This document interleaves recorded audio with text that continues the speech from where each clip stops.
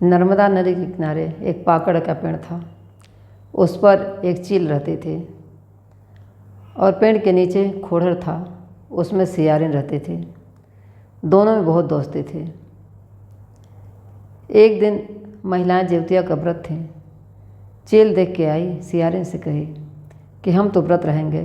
सारी महिलाएं अपने बच्चों के लिए व्रत रह रही हैं। सियारिन कही हम भी व्रत रहेंगे। दोनों व्रत रहने लगे। वहीं कुछ दूरी पर एक गांव था जहां का साहूकार मर गया और ले आके सब वहीं पाकड़ के पास उसका अंतिम संस्कार कर दिए। जब रात हुआ तो चील तो ऊपर पेड़ पर और चुपचाप बैठी हुई थी। सियारिन को भूख के नाते रहा नहीं जा रहा था। वह गई और उस साहूकार का जो कुछ हड्डी मांस बचा था उसको खाने लगी। चील ने कहा कि सियारिन ये क्या बज रहा है? तो कही कि अरे कुछ खा रही हो का? कही अरे भूख के नाते जब इधर घूम रहे हैं तो इधर का हड्डी चटक रहा है, इधर घूम रहे हैं तो इधर का हड्डी चटक रहा है। रात बीत गया किस तरह से। सुबह जब हुआ चील गई गौशाले में। वहाँ ग्वाला गाय का दूध दुहा हुआ था। नीचे जो दूध टपका हुआ था उसी को पीकर वह पारण कर ली और सियारिन अपना मांस खाने लगी। जब दोनों की मौत हुई तो दूसरे जन्म में दोनों का जन्म एक पंडित के घर हुआ। दोनों बहन बनकर पैदा हुई।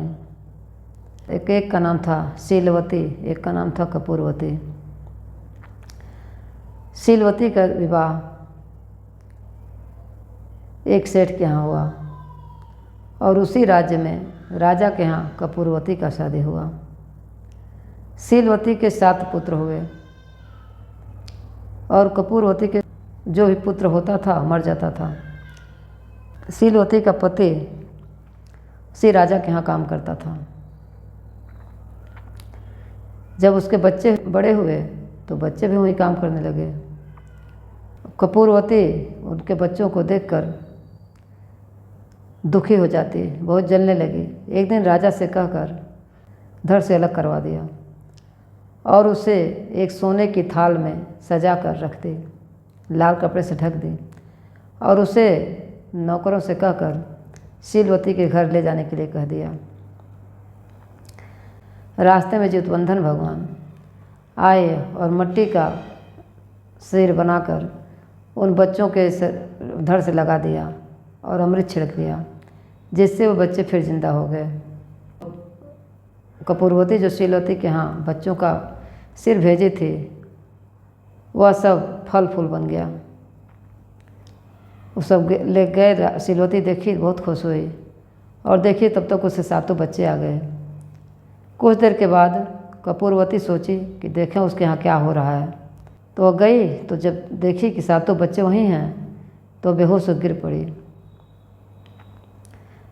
फिर जब उठी अपने बहन से सारा बात बताई।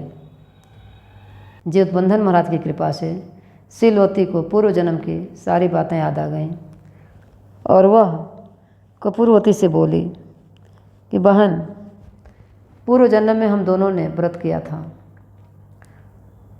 तुम रात भर हड्डी चबाई और हम रात भर भूखे प्यासे बैठे रहे, सुबह जाके पारण किया। इसीलिए हमारे 7 बच्चे जिंदा हैं और तुम्हारे बच्चे मर जाते हैं।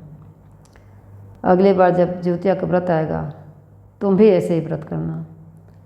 जब जिउतिया का व्रत आया तो दोनों बहन निराजल व्रत थीं। सुबह हुआ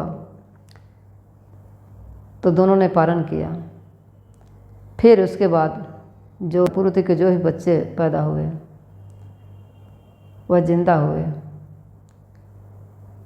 और वह भी खुशी खुशी रहने लगी। जैसे उनका दिन लौटा उसे सबका दिन लौटे। बोलिए जितवंधन महाराज की जय।